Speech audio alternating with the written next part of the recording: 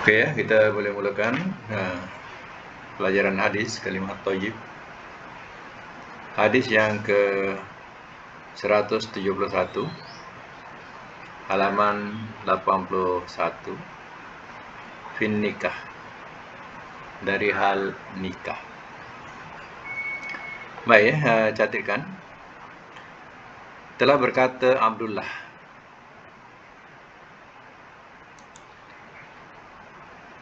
berkata Abdullah bin Mas'ud radhiyallahu anhu,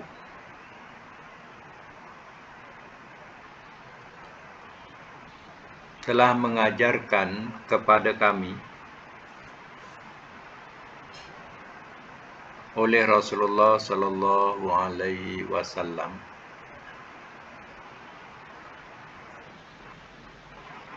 khutbah nikah.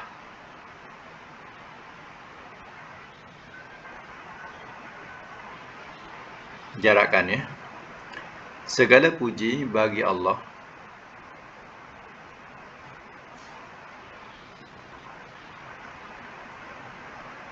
kami memujinya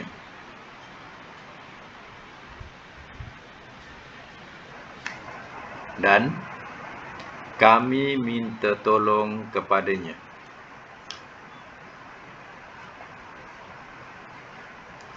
dan kami minta ampun kepadanya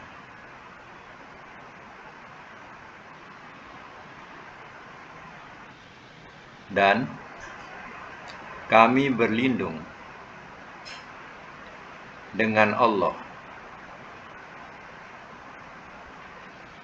daripada kejahatan-kejahatan diri kami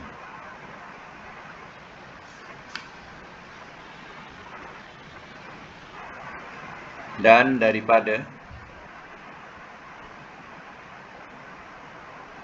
kesalahan-kesalahan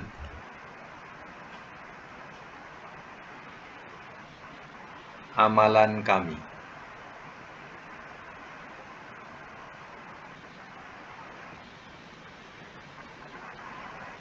Barang siapa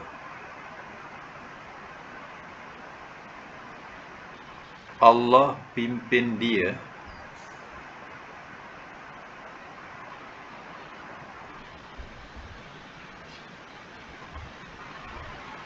maka tidak ada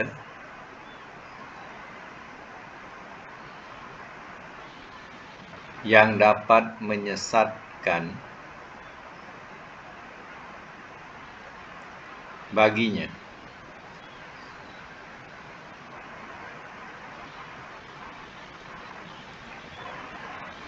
Dan barang siapa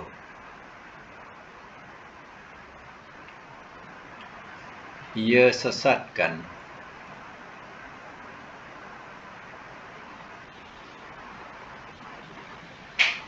maka tidak ada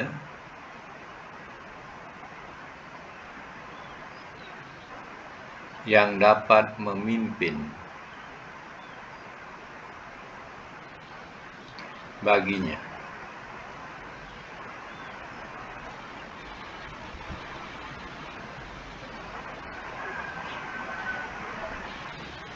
Dan aku bersaksi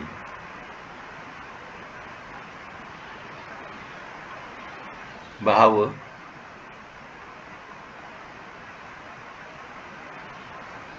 tidak ada Tuhan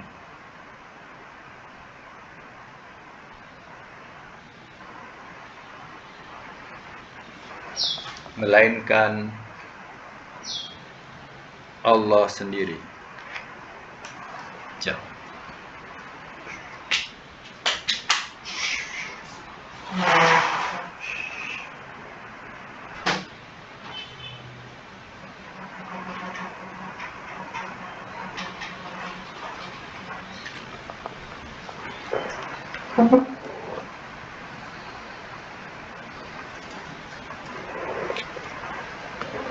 Saya ulang. Dan aku bersaksi bahawa tidak ada Tuhan melainkan Allah sendiri. Sambung, tiada sekutu baginya.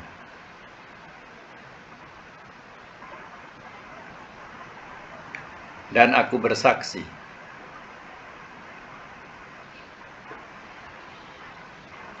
bahwasanya Muhammad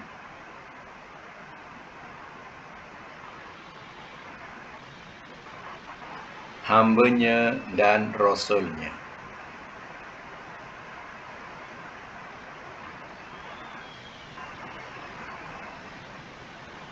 Koma ya.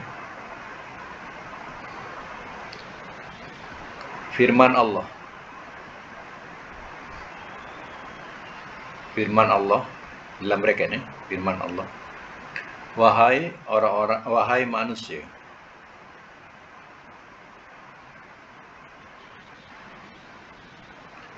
bertakwalah olehmu kepada Tuhan kamu,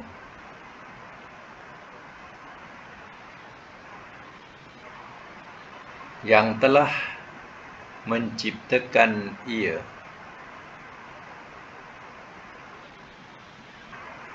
akan kamu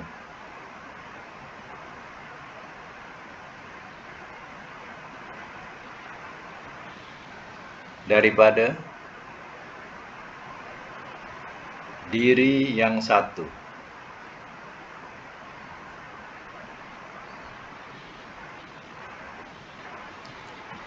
dan telah menciptakan ia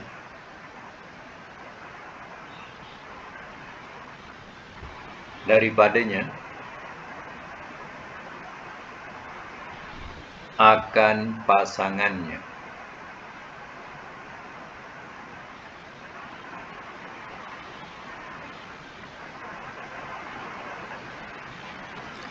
dan telah membiakkan ia,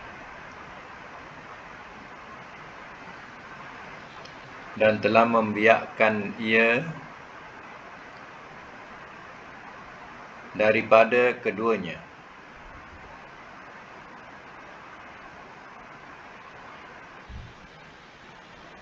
laki-laki yang banyak dan perempuan-perempuan.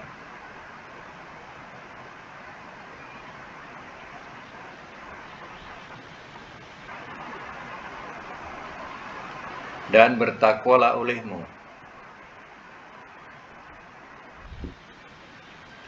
kepada Allah,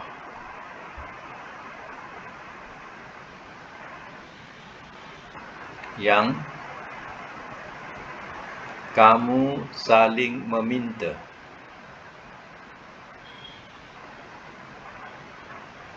dengannya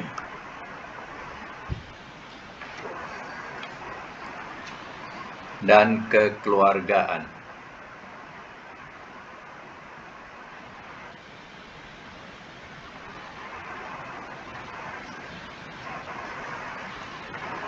Sesungguhnya Allah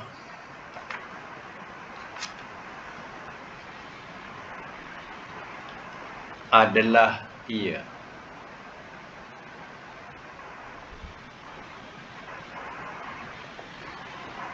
yang mengawasi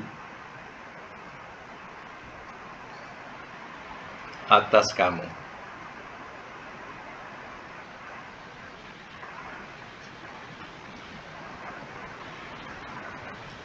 Nokta. Surah An-Nisa ayat 1.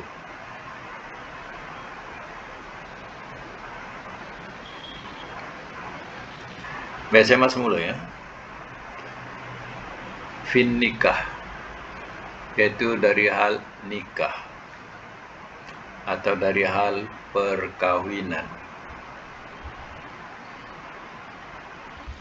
Qala Abdullah bin Mas'ud radhiyallahu anhu, telah berkata Abdullah bin Mas'ud radhiyallahu anhu, allamana Rasulullah sallallahu alaihi wasallam, telah mengajarkan kepada kami oleh Rasulullah SAW khutbatul hajah, yaitu khutbah nikah. Ya. Jadi selain daripada menggunakan bahasa nikah, digunakan juga dikatakan hajah. Hajat tu daripada hajat. Ia termasuk dalam kategori nikah. Contohnya, terkadang orang sebut tajuk dia walimatul urus. Itu juga maknanya majlis perkahwinan ataupun ya qadiyal hajat. Ya qadiyal hajat, digunakan bahasa ya qadiyal hajat, maknanya juga majlis perkahwinan. Jangan letak qada hajat dah. Qada hajat tu maknanya tandas lah tu. Jadi ya qadiyal hajat itu tak apa. Jadi di sini khutbatal hajah, mana khutbatan nikah. Jadi khutbah dalam pernikahan ini salah satu rukun. Adanya khutbah. Macam juga solat Jumaat, tak sah solat Jumaat tanpa adanya khutbah. Jadi begitu juga syarat untuk nikah juga adanya khutbah. Panjang ataupun pendek, bergantung kepada keadaan. Baik. Nabi SAW berkhutbah dalam bacaan khutbah nikah. Dia akan membacakan khutbah begini. Alhamdulillah nahmaduhu wa nasta'inuhu, dimulakan dengan segala puji bagi Allah, kami memujinya, wa nasta'inuhu, dan kami minta tolong kepadanya, wa nastaghfiruhu, dan kami minta ampun kepadanya, wa na'udzubillah min syururi anfusina, dan kami berlindung dengan Allah daripada kejahatan-kejahatan diri kami, wa min sayyiati a'malina, dan daripada kesalahan-kesalahan amalan kami. May yahdillah wala mudhillalah, barang siapa Allah pimpin dia, maka tidak ada yang dapat menyesatkan baginya. Kalau Allah nak pimpin, tak ada siapa boleh sesatkan. Wa may yudlil fala hadiyalah, dan barang siapa ia sesatkan, maka tidak ada yang dapat memimpin baginya. Kalau Allah nak sesatkan, seorang pun tak dapat nak pimpin dia. Contohnya Abu Lahab, Abdul Muttalib. Itu Nabi sendiri pun tak dapat nak pimpin dia. Kalau Allah dah sesatkan dia, berarti Nabi sendiri pun tak dapat nak pimpin. Itu bahasanya. Wa asyhadu an la ilaha illallah wahdahu la syarikalah, dan aku bersaksi bahawa tidak ada Tuhan melainkan Allah sendiri, tidak ada sekutu baginya. Allah itu sendiri dan tidak ada sekutu. Wa asyhadu anna Muhammadan abduhu wa rasuluh, dan aku bersaksi bahawasanya Muhammad itu hamba-Nya dan rasul-Nya. Jadi Nabi Muhammad bukan Tuhan. Sebab itu tak boleh melampau-lampau memuji Nabi. Sebab Nabi ini bukan Tuhan. Nabi adalah hamba Allah dan Rasul Allah. Ya ayuhan, ini ya ayuhan nas ni mana firman Allah. Ya ayuhan nas, wahai manusia, ittaqu rabbakum, bertakwalah olehmu kepada Tuhan kamu. Allazi khalaqakum, yang telah menciptakan ia akan kamu, min nafsin wahidah, daripada diri yang satu. Allah mula-mula ciptakan diri yang satu, iaitu Adam. Wa khalaqa minha zawjaha, dan telah menciptakan ia daripadanya, daripada diri yang satu tadi, akan pasangannya yang terkenal dengan nama Hawa. Wa basna minhuma rijalan katsira wa nisa, dan telah membiakkan ia daripada keduanya, mana berasal daripada suami isteri, membiaklah rijalan katsira wa nisa, laki-laki yang banyak dan perempuan-perempuan. Allah yang Maha Kuasa, telah ya, memberikan zuriat kepada Nabi Adam dan Hawa, ya, dengan, ya, ditakdirkan semua anaknya kembar. Ya, ini Allah punya kuasa, Allah punya cipta. Jadi setiap lahir kembar. Kembar tadi lelaki perempuan, lelaki perempuan, dia tak ada, ya, kembar bunga tak ada, ya. Jadi lelaki perempuan, lelaki perempuan, ya. Jadi, ya, perkahwinannya juga tidak boleh, ya, satu kelahiran. Maknanya, ya, anak yang sulung, ya, dia kena kahwin dengan kembar, ya, yang kedua. Macam itulah. Tak boleh sama kembar. Sama kembar dia tak boleh kahwin. Itu sunnah mula-mula, ya, perkembangan manusia. Kemudian diterangkan lagi, wattaqullaha allazi tasaaluna bihi wal arham. Dan bertakwalah olehmu kepada Allah yang kamu saling meminta-minta daripadanya dan kekeluargaan. Maknanya, ya, ingat kepada Allah, yang kamu saling meminta kepada Allah, dan juga kamu inginkan supaya kamu ada keluarga seperti juga orang-orang lain. Innallaha kana 'alaikum raqibah. Sesungguhnya Allah, ya, adalah Ia yang mengawasi atas kamu. Allah sebagai raqib, ya, pemelihara atau pengawas. Surah An-Nisa ayat 1. Baik, kita sambung lagi. Firman-Nya lagi. Firman-Nya lagi, wahai orang-orang yang beriman.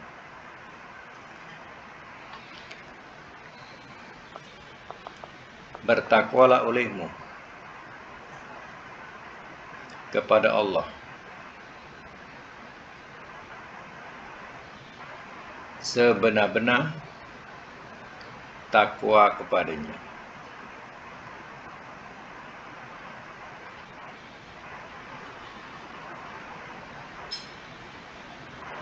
Dan jangan sekali-kali kamu mati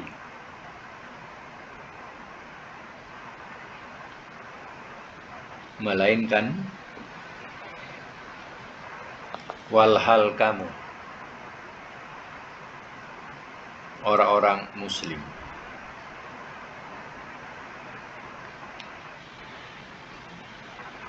Nokta. Surah Ali Imran ayat 102.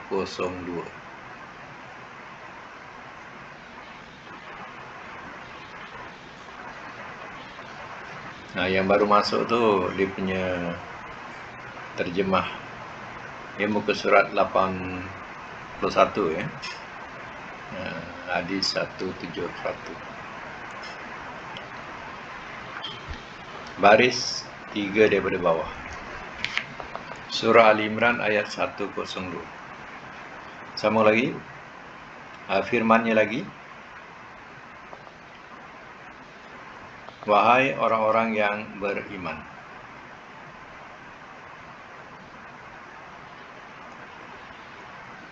bertakwalah olehmu kepada Allah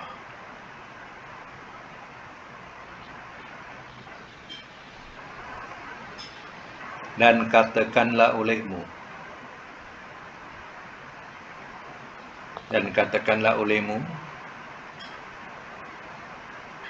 perkataan yang betul.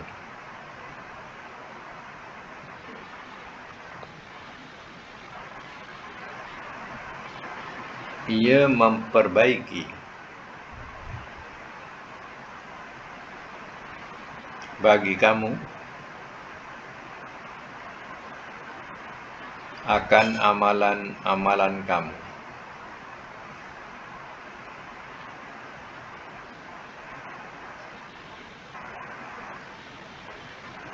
dan Ia ampunkan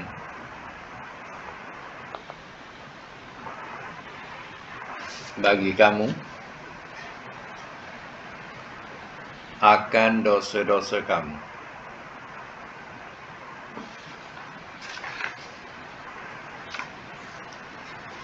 Dan barang siapa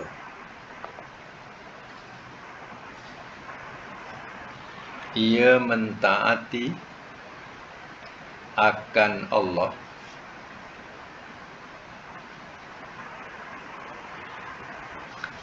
sambung sebelah muka surat sebelah 82 dan Rasulnya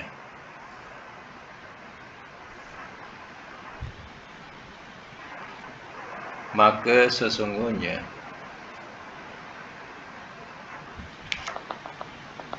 telah berjaya ia kejayaan yang besar.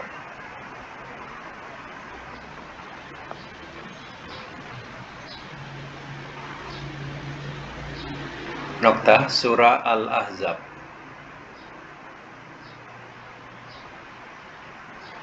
ayat 70-71.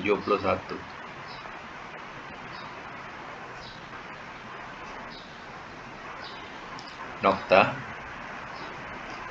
hadis riwayat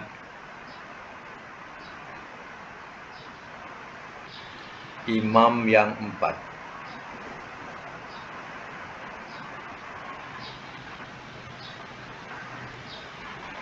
Dan berkata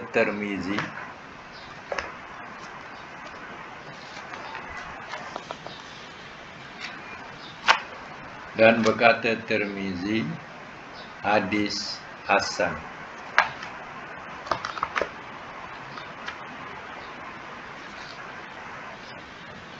Baik, saya masuk dulu ya. Muka surat 81 baris yang keempat daripada bawah. Ya ayyuhallazina amanu ittaqullaha haqqa tuqatih. Wahai orang-orang yang beriman, bertakwalah olehmu sebenar-benar takwa kepadanya. Ya. Sebenar-benar takwa kepada Allah. Ya Allah, ini wajib diingati. Jangan kita lupa atau jangan kita lupai. Ya.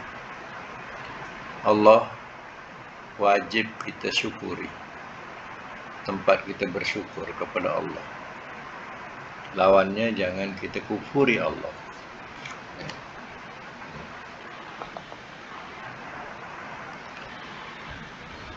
Jadi sebenar-benar takwa kepadanya. Ingat Allah, jangan lupa. Syukuri Allah, jangan kufuri.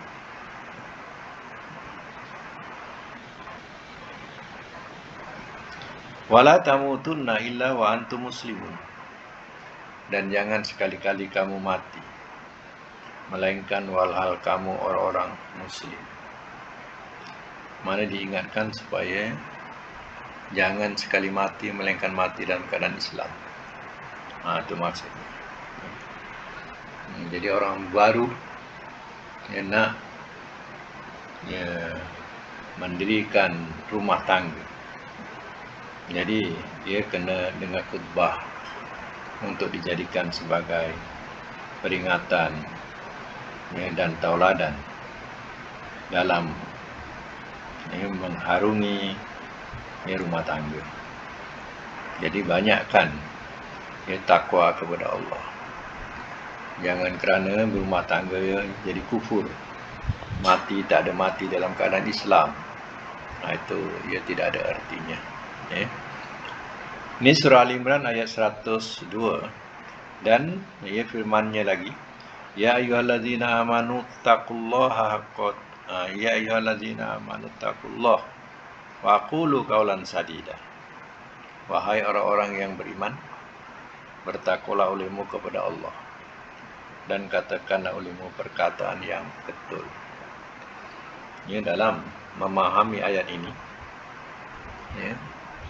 kita suruh mengatakan perkataan-perkataan yang betul, terutama dalam segi amalan-amalan. Kita suruh mengamalkan perkataan-perkataan yang betul. kalau yang diajarkan oleh Rasul, itulah perkataan yang betul yang kita perlu amalkan. Jangan kita menepikan perkataan Rasul, kita lebih utamakan syariat yang dibuat oleh Tuan Guru. Jadi kita jangan demikian. Jadi perkataan Rasul itu kita lebih utamakan daripada perkataan atau amalan ciptaan Tuan Guru. Jadi kita kena berpendirian demikian. Yuslih lakum a'malakum, dia perbaiki bagi kamu akan amalan-amalan kamu. Kalau kita dalam segi perkataan, amalan kita betul, sudah tentulah makin lama kita punya amalan makin baik. Itu maknanya Allah perbaiki amalan kamu. Kerana apa? Kerana kamu lebih mengutamakan ajaran dari Rasulullah SAW. Itulah jalan yang betul. Ikut perkataan yang betul. Lagi apa? Selain diperbaiki amalan kamu, amalan jadi baik. Wa yaghfir lakum dzunubakum, dan ia ampunkan bagi kamu akan dosa-dosa kamu. Kalau kita amalan kita betul, sekarang amalan itu boleh menghapuskan dosa-dosa. Macam kita mengatakan Subhanallah, Alhamdulillah, Allah Akbar. Itu pun boleh menghapuskan dosa-dosa. Wa may yuti'illaha wa rasulah, dan barang siapa mentaati akan Allah wa rasulahu, dan rasulnya, faqad faza fawzan azimah, maka sungguh telah berjaya ia kejayaan yang besar. Mana siapa yang mentaati Allah dan Rasul, dia akan berjaya. Berjaya bukan sikit-sikit pun kejayaan, tapi azimah, kejayaan yang besar, yang membawa kepada jannah, yakni syurga. Hadis ini, hadis riwayat imam yang 4. Mungkin dipahamkan imam 4 ni imam mazhab. Cuba tengok di belakang kulit tu, kulit buku tu, ada tak imam yang 4? Kalau tak ada, kena tulis, iaitu imam yang 4 itu ialah imam hadis. Itu Abu Daud, 1 Ibnu Majah, 2 Tirmizi, 3 dan Nasa'i, 4. Itu namanya imam yang 4. Kalau mutafaq alaihi itu Bukhari Muslim. Itu 2 orang tu. Jadi kalau imam yang 4, itulah dia, Abu Daud, Ibnu Majah, Tirmizi dan Nasa'i. Ini pentingnya dalam melakukan upacara pernikahan. Perlu ada khutbah. Sebab khutbah ni salah satu daripada rukun. Kena ada khutbah. Kadang agama-agama lain kita tengok pun, bila dia nikah pun ada khutbah dia. Jadi sama ada panjang ataupun pendek, terpulanglah pada keadaan. Tapi kita kena ingatlah bahawa terkadang ada juga imam-imam ini yang nak tunjuk dia punya terror hebat, dan terkadang juga ada niat nak memalukan pengantin di depan saksi-saksi, atau di depan para rombongan. Jadi terkadang dia bertanya, dia bukan-bukan, dia remeh-temeh ditanya. Hal ini sepatutnya kalau sekarang ni tak perlu ditanya. Sebab majlis perkahwinan ini seboleh-boleh naklah direngankan, dipermudahkan. Jangan sampai terasa orang yang dialu-alukan, iaitu pengantin maknanya, menjadi aib. Oleh kerana apa? Oleh kerana imam. Ini salah. Imam begini adalah imam yang tidak berpengalaman namanya, ataupun kurang pengetahuannya. Imam yang sebenar, yang faham, mereka akan ringkaskan, dan lebih ringkas dan lebih menyenangkan.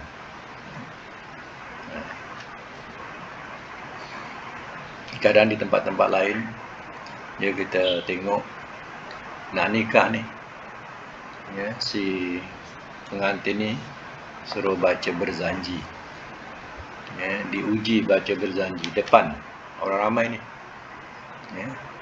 kemudian diuji lagi suruh baca Yasin. Jadi hal-hal macam ni tidak patut dan tidak ada kena-mengena dengan rukun nikah. Rukun nikah ni kita kena adanya khutbah salah satunya, bukan nak mengaibkan. Terkadang tanya-tanya yang bukan-bukan, hal-hal berkaitan dengan tanyalah kunut, tanya tayat awal, tayat akhir, tak ada kena-mengena. Apalagi sekarang ni anak-anak kita ni dah ada kursus. Kadang kursus ada 2 hari, kadang kursus ada 3 hari. Jadi si imam ni tak perlulah nak banyak tanya. Laksanakanlah acara akad nikah dengan khutbah ni. Tak perlulah soal bukan-bukan. Kadang kita lihat rasa aib. Rombongan pengantin yang datang ni rasa aib. Sebab apa? Rasa malu lah. Sebab pengantin banyak perkara ditanya tu tak dapat nak jawab. Terkadang gugup. Masa tu gugup tak dapat nak jawab. Terkadang pun hanya nak membaca akad nikah saja pun kadang berkali-kali. Hafal sebulan. Bila depan imam tergagap-gagap. Sampai 3-4 kali kadang tak jadi. Dah hafal dah sebulan. Tak tahu. Terkadang pula ada pula berlaku kejahatan-kejahatan. Orang-orang yang pandai-pandai dalam ilmu-ilmu hitam. Kadang mereka juga dengki. Mereka lakukan pengantin ini sehingga tak dapat nak melafazkan pun tak dapat. Jadi hal-hal macam ini patut tidak boleh berlaku. Itu dah kira benar-benar mengaibkan pengantin dan juga mengaibkan rombongan pengantin. Jadi seorang imam kalau boleh ringkaskanlah. Kalau boleh mudahkanlah. Betapa seronoknya atau selesanya pengantin dan rombongan pengantin bila hal itu rasa ringkas dan selesa, tidak memberatkan. Sebab itu kalau ikutkan khutbah Nabi taklah panjang sangat, pendek sebagai ingatan-ingatan, peringatan kepada orang baru nak ke jenjang perkahwinan. Baik, kita teruskan lagi hadis 172. Hadis 172 muka surat 82. Catatkan, adalah Nabi sallallahu alaihi wasallam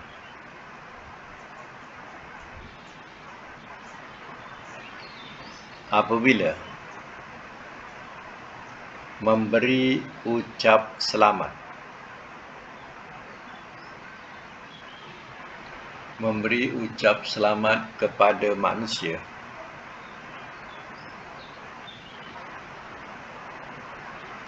apabila baru berkahwin.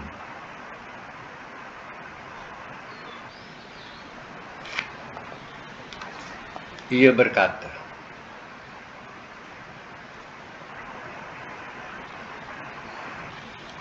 semoga Allah memberkati bagi engkau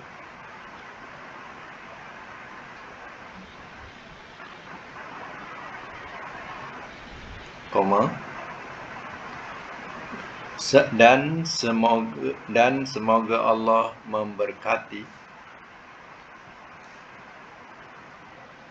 ke atas engkau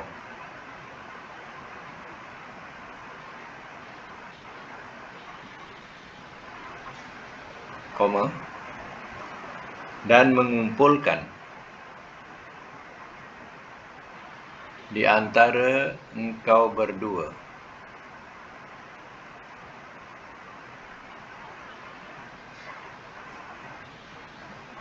dalam kebaikan, dan mengumpulkan di antara engkau berdua dalam kebaikan. Nokta. Hadis riwayat Tirmizi. Dan ia berkata, Hasan Sahih. Hasan Sahih. Mana hadis ini? Ya, hadis Sahih. Darjat dia Hasan. Ya. Hasan tu mana baik. Bagi darjat hadis baik. Sahih itu sah. Saya masuk mula ya.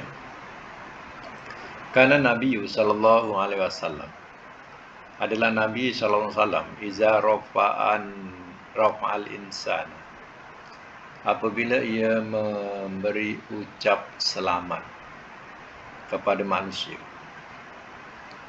Apabila ia memberi ucap selamat kepada manusia, iza tazawwaja, apabila ia baru berkahwin. Qala, ia berkata, semak ya, barakallahu laka.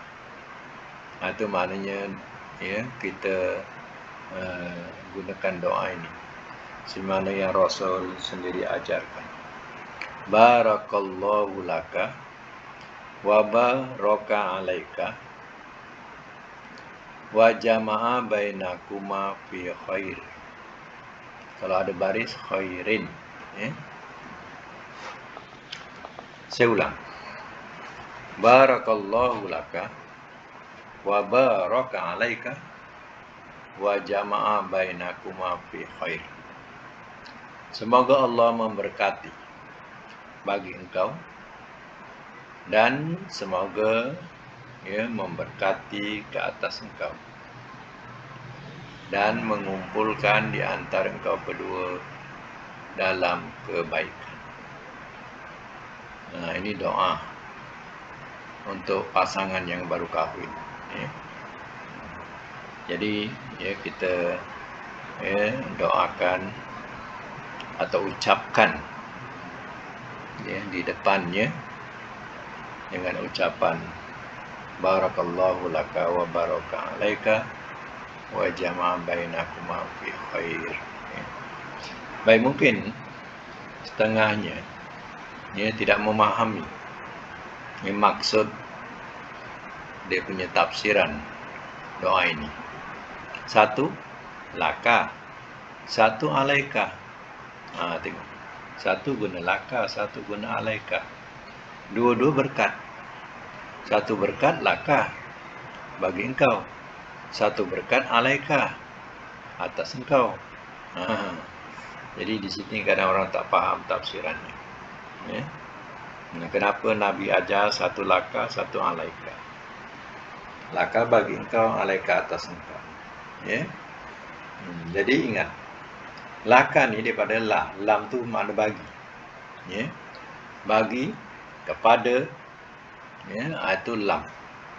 Sama ada perkataan tu bagi, untuk ataupun kepada, itu laka, lam tu. Ya. Jadi apa peranan lam di sini?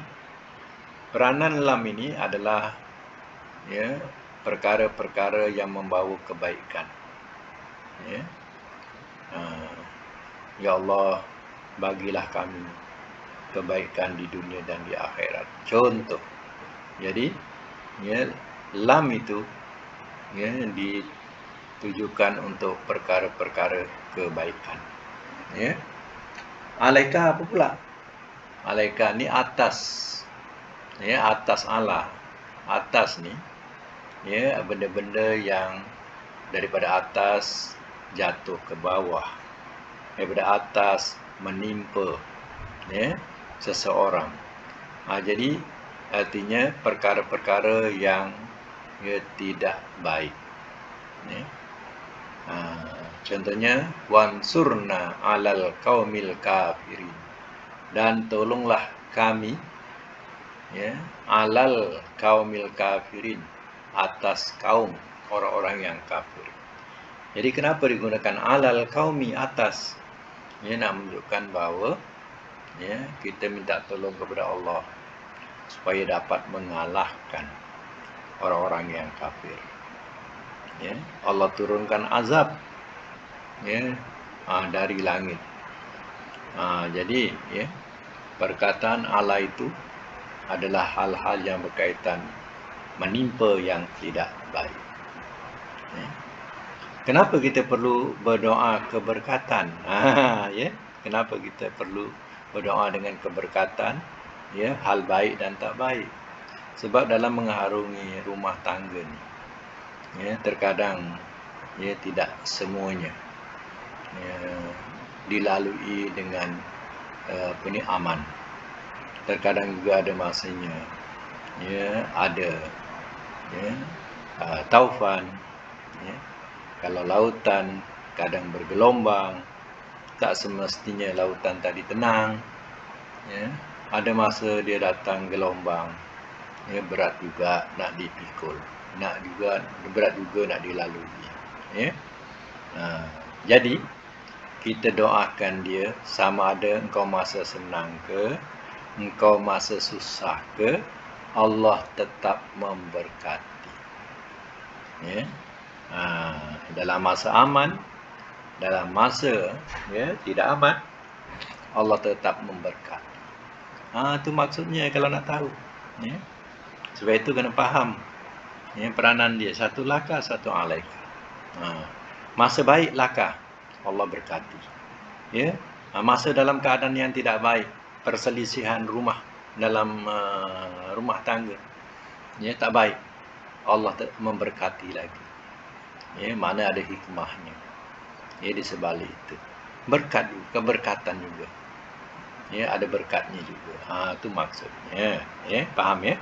Wa jama bainakuma fi khair, dan mengumpulkan di antara engkau berdua dalam kebaikan. Sentiasalah dalam senang atau susah, tetap dalam baik. Itu kesimpulannya. Senang ke, susah ke, ya, tetap dalam kebaikan. Ya.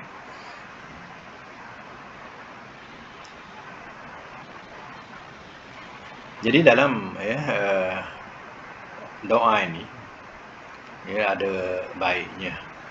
Ya, doa ini kalau kakak jemputan tu, ya, eloklah dituliskan doa ini. Jadi sebagai apa? Ya, sebagai ingatan. Ya, bukan semuanya, ya, orang ingat. Ya. Jadi pada kakak jemputan tu kita catatkan, ya, doa ini. Mudah-mudahan menjadi ingatan untuk mendoakan, ya, mendoakan apa? Yaitu, ya, pengantin. Supaya pengantin itu berkat, ya, perjalanan kehidupannya berkat, ya, sampai membawa kepada, ya, jannah. Ya. Dan perkara-perkara lain yang perlu diketahui juga, ya, yaitu ya, biasanya kalau majlis perkahwinan, majlis perkahwinan biasa kita panggil imam, ataupun orang yang berkelayakan, kita pun panggil untuk membacakan apa? Doa. Sekarang ni dah jadi satu trend majlis-majlis perkahwinan, ketika pengantin itu duduk bersanding, maka dimulakan dengan bacaan doa. Bagus, tetapi kena ambil tahu, kalau kita sebagai tuan rumah, kita memanggil orang untuk baca doa, kita maklum kepadanya, kalau doa itu ada menyebut seperti Yusuf dan Zulaikha, tolong jangan disebut. Kadang setengahnya seperti Adam dan Hawa, Musa dan Safura, Yusuf dan Zulaikha.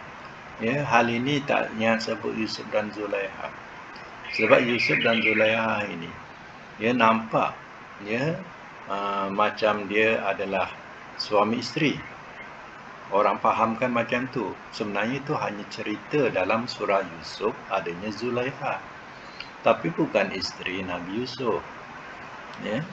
Zulaikha ini sudah tua, Yusuf masih kecil lagi, masih muda lagi, jadi itu hanya satu cerita, dan Zulaikha ini macam-macam mengenakan Nabi Yusuf, sampai Nabi Yusuf masuk penjara, 12 ke 13 tahun masuk dalam penjara. Gara-gara siapa? Gara-gara Zulaikha. Sampai Nabi Yusuf terperosok dalam penjara. Jadi macam-macam dibuatkan Nabi Yusuf oleh Zulaikha ini. Jadi kalau kita fikirkan, kalau kita bacakan seperti Yusuf dan Zulaikha, dan kita mengaminkan, jadinya besok pengantin ini bukan aman, tapi asyik bertekak, bergaduh. Kenapa bergaduh? Macam Yusuf dengan Zulaikha, tidak ada ketenteraman. Jadi minta, sebab dalam sejarahnya pun Yusuf dengan Zulaikha dia bukan berkahwin, tak ada kahwin pun. Yusuf dan Zulaikha hanya dalam cerita surah Yusuf tu. Cerita surah Yusuf, Zulaikha tu mengambil peranan kerana apa? Dia adalah ibu angkat kepada Yusuf. Ibu angkat kepada Yusuf. Sebab Yusuf diambil kecil oleh pembesar ini. Jadi isterinya sebagai ibu angkat kepada Yusuf, tapi macam-macam mengenakan Nabi Yusuf. Jadi sejarahnya nampaknya dia tidak berkahwin, tapi itulah dah jadi kebiasaan. Imam-imam pun tak meneliti, maka diganding-gandingkanlah dalam doa perkahwinan, sampai dimasukkan Yusuf dan Zulaikha. Bila saya dengar, saya tak akan mengaminkan, bila disebut seperti Yusuf dan Zulaikha. Saya tak mahu supaya pengantin itu porak-poranda macam Yusuf dan Zulaikha. Jadi ambil ingatanlah kalau kita sebagai ketua rumah tangga, ataupun kita ada sebagai waris daripada majlis itu, kita kena nasihat-nasihatkan. Sebab imam ni datang, di pelawa dia pun baca, kita pun tak semak. Tak semak, tengok dia baca macam tu, orang pun aminkan. Jadi kita tak mau macam tu. Terkadang belanja besar perkahwinan, ya, ada yang sampai berjuta-juta. 3 bulan dah selesai, dah habis musnah, ya. Tidak ada keberkatan. Ini tak mau macam tu lah, ya. Baik, ya, untuk hari ini alhamdulillah sekadar ni dulu. InsyaAllah kita akan sambung lagi akan datang. Dan untuk makluman, ya, untuk makluman